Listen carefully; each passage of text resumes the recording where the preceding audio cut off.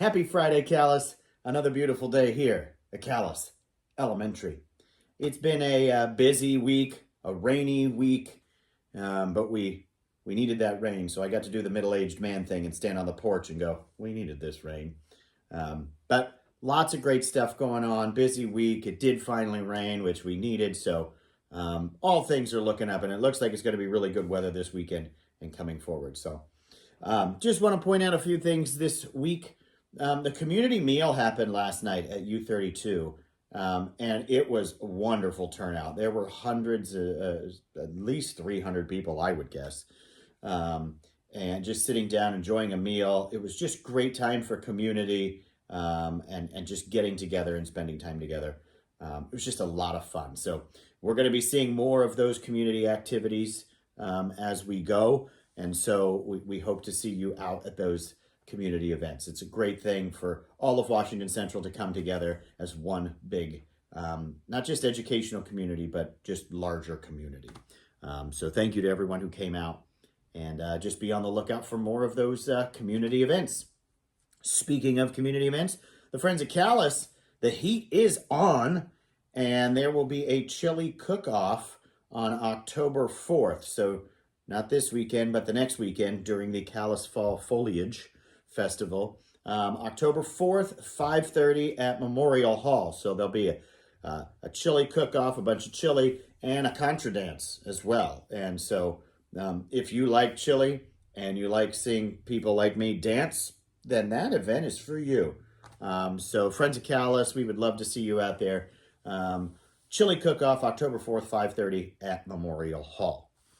Some things going on here at school. Next Tuesday, the 30th, we're going to do a relocation drill. Relocation drills are required as part of school safety plans. And a relocation drill is when we have designated locations outside of school and off school property that in the case of an emergency, students would know where to go. And so we have to practice that. And so on Tuesday next week, we will be doing that. It's low stress level, right? We're not making it an emergency. We're gonna talk to students. We'll all meet in the gym, talk about what it is, and then we'll just take a nice walk. It'll be nice out, and we'll just take a nice walk to those locations, just so that students and adults and everyone knows where those locations are. So that'll be happening on Tuesday. If you wanted to talk with your kids before, just so that they knew, we're going to talk to them before. But it's just good to have that prep so that kids know what's going on. So that'll be on Tuesday. Another thing we've been talking with kids about at recess is competitive sports at recess. This has been a big thing. So our kids love to play competitive sports, especially right now, soccer, but other games as well. And competition can be a thing that's hard for kids. We try to stress to them that there's a difference between playing on the soccer team after school and playing soccer for fun at recess. And we get a lot of big feelings and a lot of, just competitive nature during recess. Competitive nature is not bad. We want that in kids. But when it's 30 minutes at recess, we just need to have fun. That's all recess is for. And so we've been talking to kids about that. Mr. Andrew, the PE teacher, has come up with some things, trying to just branch out and give some more options for kids of non-competitive type things to do at recess. Again, we're not against competition. I am a competitive person when it comes to sports. But when we're talking recess sports, we don't need to be competitive and be getting angry and upset and emotional over soccer at recess, right? It's supposed to be fun.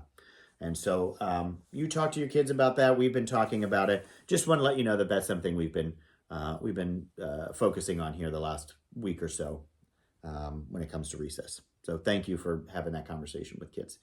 And last thing, the VT cap from last year. If your student was in 4th, 5th, or 6th grade last year, you'll be getting a letter home and the VT cap results. So just wanted you to be on the lookout for that. There will be information in it as well on how to read the results. They're not the most user-friendly all the time to read, so there's a little guide in there on how to do that. But just so that you can see how your student did last year, and It's part of information that we use as a school too, to work on what things do we need to focus on more, focus on less, what, just those kind of things. That's what we use that state testing for. But if you were a 4, 5, 6 student last year, you will be getting those at home, hopefully in the next couple days. They'll be in the mail today. That's all I have. Looking forward to another great week next week. Thank you for an awesome week this week, and enjoy the weekend, Calais.